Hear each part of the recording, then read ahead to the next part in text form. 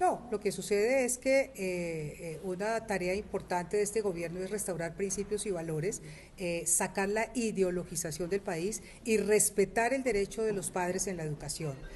Muchas veces los padres ni siquiera saben lo que se les está enseñando a sus hijos y estamos revisando los materiales escolares todos para garantizar que de verdad los padres sean quienes lleven a cabo su labor de cuidado y de seguimiento de la educación y sepan lo que se les está enseñando a sus hijos. Obviamente ha habido una campaña WOC que ha metido una cantidad de sutiles movimientos para apoderarse de la enseñanza y de la educación de los hijos, especialmente en el programa de educación sexual integral. Aquí nada que se haga de espaldas a los padres, sin transparencia, sin el consentimiento y que no sea acorde con las edades de los educandos. O sea, sí encontró que estaban tratando de ideologizar a los menores, ministra. Ay, claro, claro. Y eso se va a erradicar, obviamente, en este gobierno. Vamos a trabajar porque la educación respete el sentido de los padres y su conducción en la formación de sus hijos y porque no se busque adoctrinar a los niños ni meterles en su formación cosas que no estén acorde con su desarrollo, de acuerdo con la edad y su desarrollo emocional. Ministra Vivian Morales, la educación sexual es una obligación legal, no una campaña de ideologización. La ministra de Educación, Vivian Morales, anunció que revisará los materiales escolares para, según sus propias palabras, sacar la ideologización. También afirmó que existiría una supuesta campaña para apoderarse de la educación de los niños, especialmente mediante los programas de educación sexual integral. Una ministra no puede formular una acusación de semejante gravedad mediante insinuaciones, prejuicios y afirmaciones generales. Debe responder: ¿qué materiales contienen adoctrinamiento? ¿Qué contenidos concretos vulneran los derechos de los estudiantes?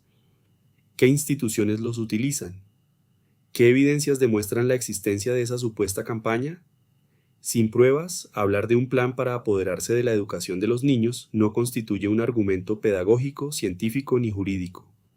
Es una acusación política utilizada para desacreditar la educación sexual integral antes de examinar sus contenidos. La educación sexual no es una concesión del gobierno.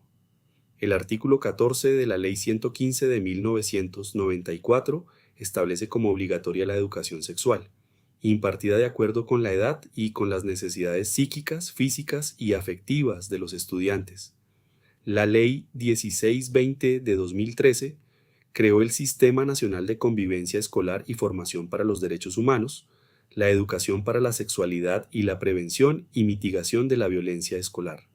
Por tanto, la educación sexual integral no es una infiltración ideológica, es una responsabilidad legal y pedagógica del sistema educativo. Su finalidad no es inducir identidades ni reemplazar a las familias. Busca que niñas, niños y adolescentes conozcan y cuiden su cuerpo, reconozcan sus límites y los de los demás, identifiquen contactos inapropiados, prevengan el abuso, sepan pedir ayuda, comprendan el consentimiento de acuerdo con su edad, construyan relaciones respetuosas, rechacen la violencia y la discriminación, y reciban información seria, científica y oportuna. Las familias tienen derecho a participar, pero no pueden suprimir los derechos de sus hijos. La Constitución establece que el Estado, la sociedad y la familia son corresponsables de la educación. Ninguno de estos actores es propietario exclusivo de ella. Los padres tienen derecho a conocer el proyecto educativo, participar en las instancias escolares, acompañar la formación de sus hijos y recibir información clara sobre los contenidos. La transparencia, la participación familiar y la adecuación de la enseñanza a cada edad son obligaciones legítimas. Pero participar no significa censurar. Acompañar no significa tener un poder general de veto sobre los contenidos educativos obligatorios. La Corte Constitucional ha sido explícita.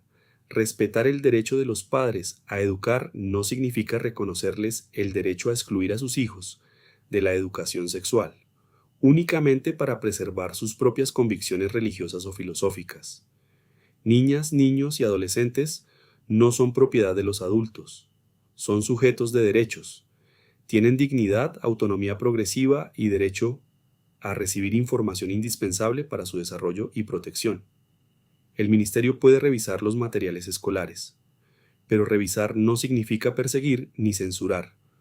Esa revisión debe tener criterios previamente definidos, públicos y verificables. Debe respetar la evidencia científica, la pertinencia pedagógica, la adecuación a la edad, la protección integral de la niñez, el pluralismo, la igualdad, la no discriminación, la participación de la comunidad educativa, la autonomía escolar, la Constitución y la ley. Lo que el Ministerio no puede hacer es reemplazar esos criterios por la moral particular de un partido, de una iglesia o de un gobierno. Resulta profundamente contradictorio anunciar que se eliminará la ideologización mientras se emplea el lenguaje de la guerra cultural para poner bajo sospecha a la educación pública, a sus contenidos y a sus docentes. Presentar una posición religiosa o partidista como si fuera neutral no elimina la ideología. Lo que hace es intentar convertir una ideología particular en política de Estado.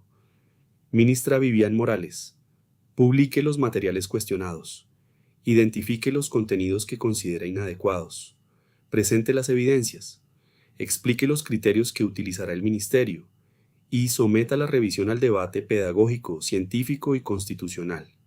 De lo contrario, no estaremos ante una política de transparencia, sino ante la preparación discursiva de una censura. La educación sexual integral no adoctrina, informa, previene y protege. El silencio no protege a la infancia, la desinformación tampoco. Y los dogmas no pueden sustituir la Constitución.